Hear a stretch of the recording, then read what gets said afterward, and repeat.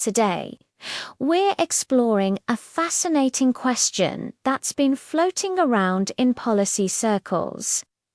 Could the United States apply a pressure strategy toward Iran that looks anything like the approach used in Venezuela?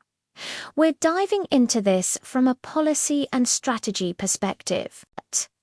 This isn't a prediction or an endorsement, but an analysis of how governments use economic, diplomatic, and logistical tools to shape global events.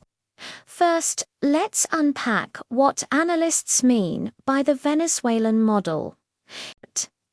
In that situation, the United States used a combination of economic pressure and international coordination to limit the government's financial resources. This involved restricting the movement of certain energy shipments and applying financial measures to cut off revenue streams. The main goal was to reduce the funds available to the country's leadership. Now, some experts are suggesting a similar model could be considered in other regions where energy exports are the primary source of national income, such as the Gulf. So, how do analysts see this playing out in the Iran scenario? According to commentary from retired military officials and policy specialists, the presence of U.S. naval assets in nearby waters gives the administration a wide range of options for monitoring and influencing regional activity. From their perspective, these deployments create the capacity for much tighter control over energy flows if policymakers decide to go down that path. The idea mirrors the Venezuelan approach in a few key ways.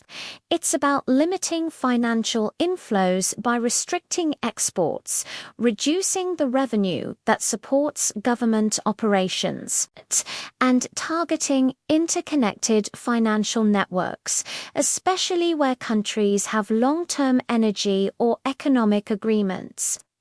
Some analysts even argue that the changes in Venezuela have already indirectly affected Iran by removing a partner that previously helped with energy processing and financing.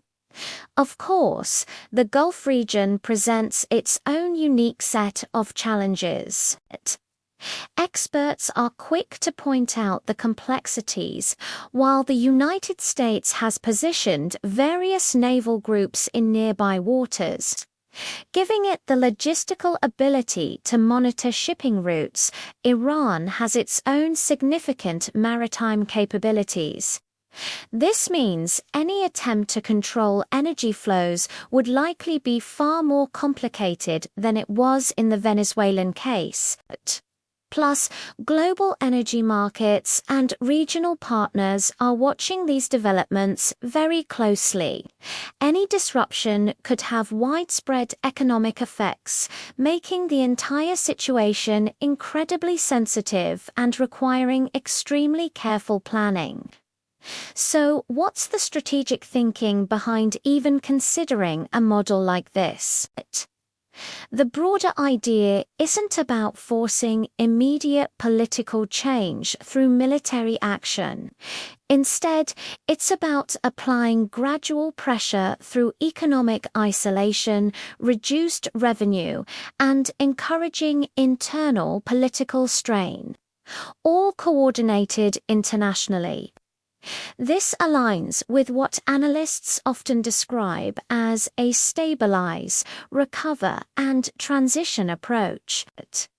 It's a model designed to avoid the kind of power vacuums and instability we've seen in past conflicts. The emphasis is squarely on long-term, sustained pressure rather than any kind of rapid intervention.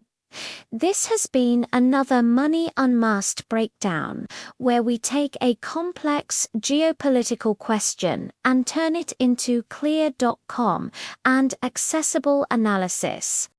No hype, No speculation, just context. Thanks for watching, and be sure to subscribe for more insights.